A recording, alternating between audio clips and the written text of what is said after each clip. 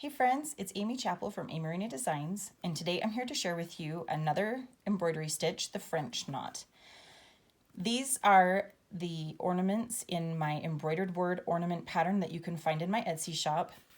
And I love how the French knots just add a little bit of texture, a little bit of color. This whole heart is done in French knots, and I just love how it looks.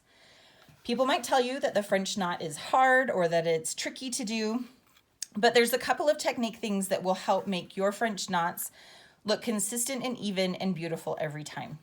So here we're going to have our floss loaded onto our needle. If you are just starting, you make sure there's a knot at the end, and you're going to just come up where you want your French knot to be.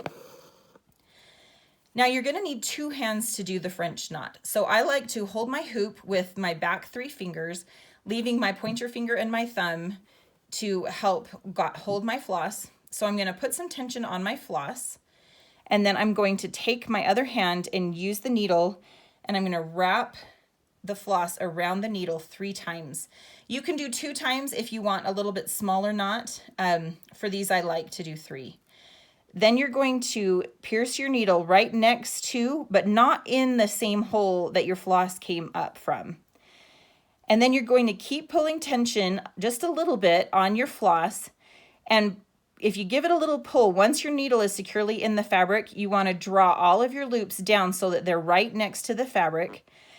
And then you're going to pull your thread, your floss, all the way through, and it will create that French knot. So let me show you one more time. We're going to come up through the bottom. We're going to use our pointer finger and our thumb to put some tension on our floss. We're going to wrap our needle 2 or 3 times. We're going to come back in right next to where our floss came out. Give a little pull to get all of our loops right next to the fabric. Keep a little bit of tension, not so tight that you can't get your needle through, but enough to keep those loops snug against the fabric. And you're going to pull your floss all the way through. And there you have a French knot.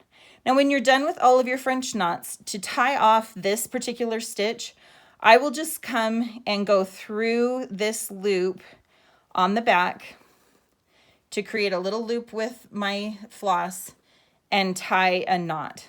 And then I'll repeat that. So underneath this line of stitching, you'll see I create a loop with my thread, my floss, bring my needle through that loop, and create that knot. And then I'll just clip it off really close to the knot.